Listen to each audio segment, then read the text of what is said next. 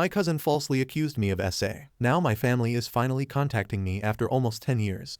I grew up in what was probably the most normal of normal households. Parents worked a lot but still managed to care for me and my 3 older sisters. We were never super close as a family but never had any issues either. Same goes for my extended family. They always lived a few hours away, but we saw each other during summer holidays or Christmas and always got along great. But when we got older, we naturally grew apart as everyone had their own lives. I'm 31 now. In 2014, when I was 22 and attending uni, I got a phone call from my mother that turned my life upside down. I remember I didn't even answer at first because I was gaming with friends, but she called again immediately after the first call. This was an unwritten rule in the family. If you call twice like that, it's important, like someone died important. So when she called again, I excused myself and answered, only to hear chaos on the other end, like people were arguing. But when my mom realized I had answered, it sounded like she went to another room and closed the door. I just asked what was going on, and I heard she was crying. My memory of this conversation is a bit blurry, but she basically asked me if I had something to confess to regarding E. E is my cousin on my mom's side and is 7 years younger than me, 15 at the time. At that point, I hadn't even seen E for several years. I just said no and asked what this is about. She just cried even harder and started accusing me of saying E back when we were children, that he had told everything to my sister, and that my sister told my mother and my aunt. E had told them that back when she was 9 and I 16, she'd been playing in my room when I came in and started feeling her under her clothes and kissing her. My mother screamed at me to say something, but I couldn't even speak. It was all so absurd. I remember thinking that must be some bad joke. The last thing I remember saying was that it's not true and that E is lying. But then my mom goes on saying that E gave such a detailed description of where and how. Then she kept asking something like, "Did you do this? Did you do this?" And I just screamed back at her, "No," each time. It all ended with my mom putting me on speaker, and both my mom and dad saying that they don't want anything to do with me and never to contact them again. 2 of my sisters texted me later that day, pretty much saying that I'm disgusting, and then blocked me. I know it's weird, but after that call, I went to have a long shower. To this day, I still don't know why I did that. After calming down, I started calling and texting everyone, even E. No one answered, and the ones who hadn't blocked my number by then quickly did so. The only thing I heard back was from my father, who texted me to stop contacting them and that they need to heal. That was 9 years ago, and I haven't spoken to anyone in my family since that day. To say this messed me up is an understatement. I was living in a haze for weeks after that and hardly ate at all. It didn't help that this was right before I was supposed to defend my bachelor's thesis and was already stressed out. Luckily, my co-writer said something was up and saved me by controlling the conversation so that I got the easy parts. Without him, I'm sure I would have failed. Needless to say, no one came to my graduation. Then started the worst period of my life. I spent the first year expecting the cops to knock on my door and arrest me for SA. I didn't land any jobs, just living off my saved money. I drank a lot and did oxy. I also grew resentful and violent. The only reason I didn't hurt anyone is because no one was around. My neighbor called the cops on me once after I had smashed a glass, but I managed to convince the officers that I had just dropped it, and they went away since there were no others inside my apartment. Instead of sleeping, I spent my nights planning how I could hurt E and make sure no one ever found out, even thinking how I could actually do the things she'd accused me of but much worse. I know I'm not proud of that. I landed my first real job in my field in late 2015. Only then did things start to improve. I focused all my time on my job as it gave me something normal to do. Recovery was a slow process, but I drank less and smiled more. I lived cheap and earned good money, so I made a point of buying myself a nice gift for my birthdays. A VR headset, a motorcycle, Lego, etc. And last year, I moved from my shitty apartment and bought a small house. It was an old dream of mine to have my own garage and a garden to care for. This has boosted me even more, so my life is okay now. I still got problems. I've been on antidepressants for the last few years, and while they help, it's not in a happy way. They simply removed the dark thoughts and replaced them with dead ones. My trust in other people is close to non-existent. I've tried dating but only been on 2 dates with 2 different women. It's really hard to speak like a normal person when it comes down to it.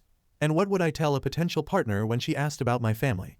Oh, they accused me of a heinous crime, and we're not talking anymore, but I didn't do it, I swear.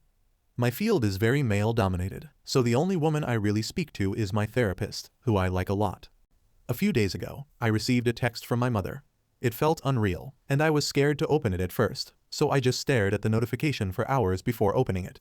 Yesterday, a second text followed. Translated, they basically say, "Hi, my name. It's been so long since we talked. We miss you and want to know how you're doing. Here she writes a long text about my sisters and how my nieces and nephews are getting big. I didn't even know I was an uncle. Know that we love you and always will. Love, Mom and Dad. The second text said, "Hi, my name. We understand if you don't want to talk to us after what happened, but please listen. Last month, the subject of you was brought up at a family gathering. During this, E was downplaying everything that had happened to her. It got so awkward that she finally admitted that nothing happened and that she probably just dreamed it. We were all appalled by this. When we last spoke, we wanted to protect E and did the only thing we thought we could do. We know that's not excusing how you were treated.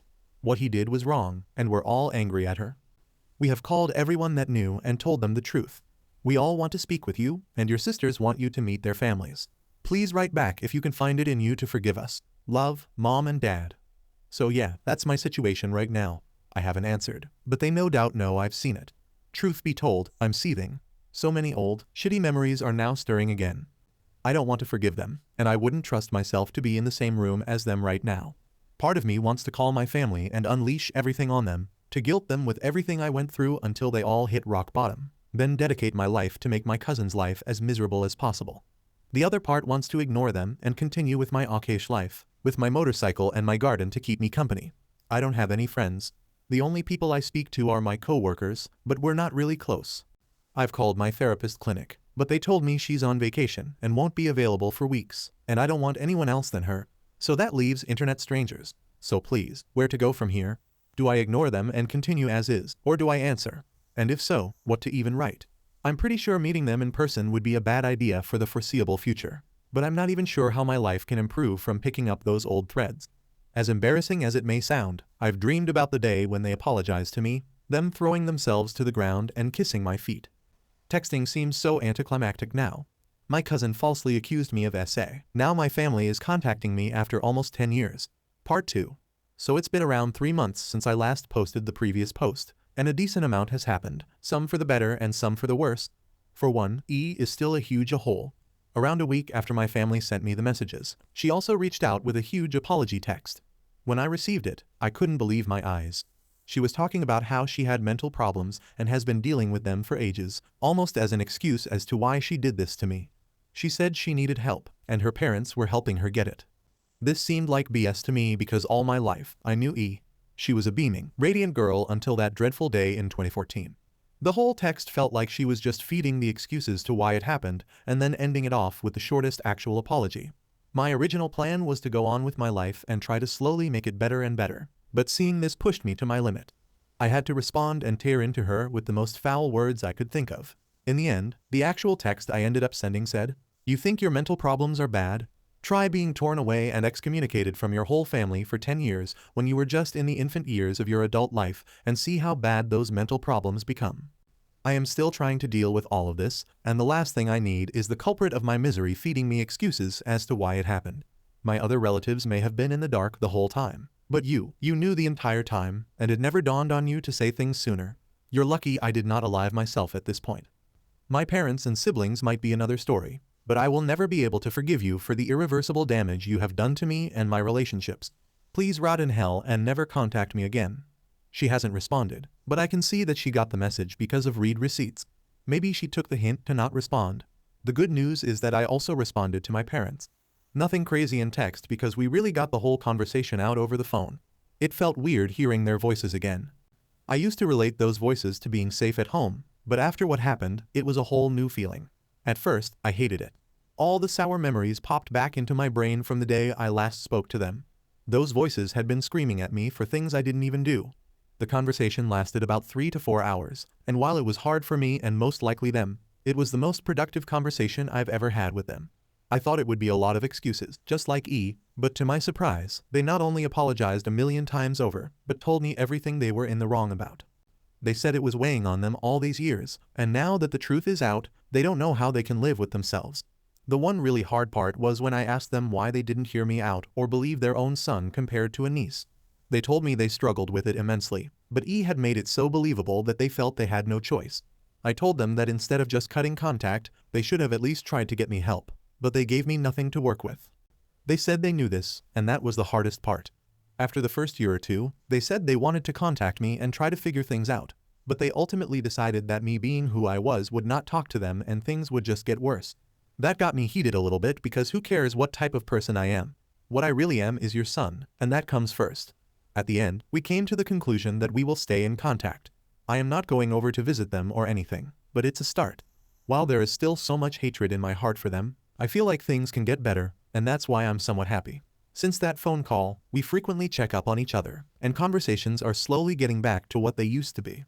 Maybe I'll visit them someday, but I don't know when it will be or how it will go. How am I supposed to hug and say hi to the people who threw me out of their life? Cousin falsely accused me of SA. Now my family is contacting me after almost 10 years. Final part. Hey guys, so I have another update on my whole situation regarding E and the SA. It has been another 4 to 5 months since the last update, and I have some better news than worse this time again. To start off, a lot of people were telling me to sue or take E to court. While I agree that what she did was unforgivable and heinous, I don't feel like that will cause any good. The situation has been 10 years in the making, and I kind of just want it to be all over and done with. Taking her to court would cost me thousands in legal fees that I just can't afford, and I also can't help but think of the fact that E never took it to court either. I know that's not a good excuse, but it's just a thought. I am still in contact with my parents, and you won't believe it, but I actually visited them around a week ago.